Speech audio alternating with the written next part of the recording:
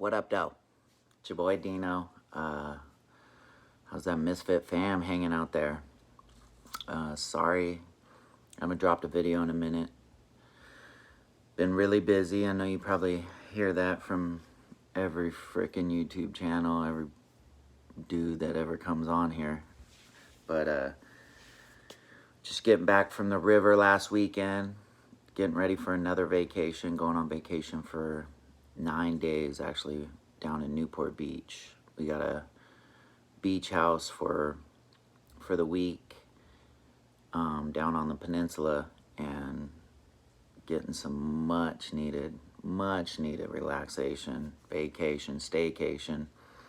But yeah, I just wanted to check in with you guys, let you know I'm still here, still rocking, still doing my thing, working like crazy. Man, work's been crazy busy. It's been awesome though, so can't complain. No, nobody should complain. Like Badger says, we don't have to go to work. We get to go to work. But yeah, I just wanted to touch base with all you guys, see if make sure everybody's good. You know, drop a comment on the video if you're going through it or if you're hurting right now. I got a close friend of mine that, you know, isn't doing too well, and he's MIA, not answering his phone. He was actually one of the ones that helped me start this channel, and you know, I just worried about him, and you know, it's definitely a reminder of how cunning and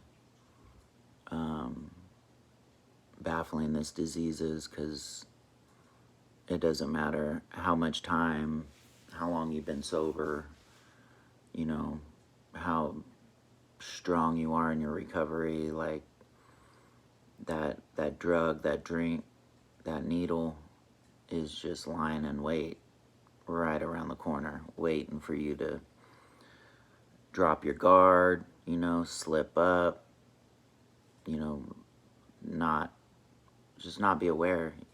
And that's the biggest thing is, you know, I have to drop these videos for you guys, otherwise, like, I get complacent and stagnant in my recovery. And you know, this really helps touching base with you guys and reaching out. I got another video that I had recorded with a buddy of mine, Chad, which I'm gonna drop soon, but the sound quality on it wasn't the best, and so we're gonna redo it when I get back from vacation. And then I'm gonna be down there on vacation with my brother in Newport Beach, and I want to sit down with him and do an interview. And you know, he battled with addiction and struggled with it, and kind of get his point of view, and you know, his perception of dealing with a brother that was an addict and is an addict and is himself an addict. And you know, I know that he watched the video of and I don't know if you guys saw it. I'm sure most of you guys have, because I know that a lot of you guys that subscribe to me all came from the other channels. And Big JD on PBR did a video interview with me. Was it about a week and a half, 2 weeks ago, that he dropped on his channel? So if you got time, go over there and check it out. I feel like it went pretty well. A lot of positive feedback, but yeah, I talked about my brother's overdose in that video, and that's the first time I've ever talked about it, honestly, with the public, with a lot of people. You know, a lot of people didn't know about that story, especially family, friends, you know. And that was something that I talked to my brother about before I spoke on it because I didn't want him to feel uncomfortable. I know it still kind of makes him a little uncomfortable to talk about because he just thinks that's in the past, and it is. You know, there's no reason to dwell on it, but I carry a lot of guilt over that, and should have been the big brother, the standing force of, you know, protection in his life, especially with our father being gone, and I wasn't, you know, and you know, that whole saying, I'm my brother's keeper, you know, definitely on that day I wasn't, and I could have lost him, but I didn't, you know.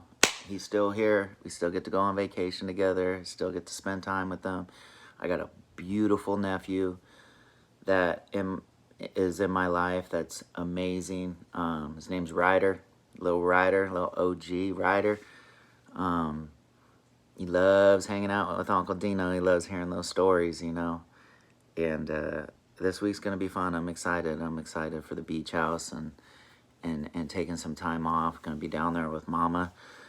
You know, Ashley will be down there. She's gonna come down and hang out for the week. You know, we do that long distance thing, and it's kind of tough, but it makes it worth it on these weeks where we get to spend the week together.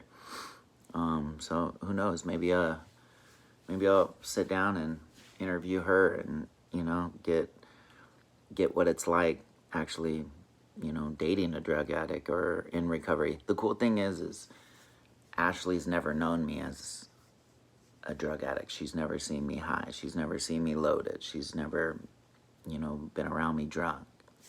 So she only knows one way, you know, one way is and sober Dean. So when she hears the stories, sometimes she even says it's hard for me to picture that, you know. It's hard for me to imagine you being a full-blown junkie, living on the streets, running around, robbing banks, robbing pharmacies, you know, multiple overdoses, in and out of jail, prison, rehabs, you know, losing friends, botulism, hospitals, like the whole gamut, you know. I mean, it's a lot to take, and I'd definitely like to sit her down, and I when on our first date, I remember coming clean on, you know, as much as I could.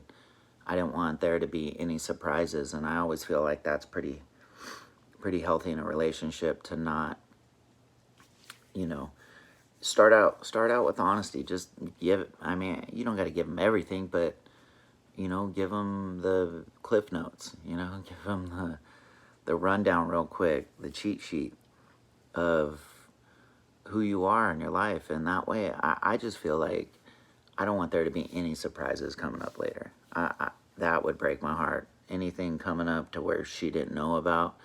Because then if I can give her all the facts, she can make a conscious decision on whether she wants to go forward with it or whether she's checked out, you know, and no hard feelings. But it would just be harder 6 months down the road when we both develop feelings for each other, and then she finds out something else that she didn't know, and then it's like, okay, what's next?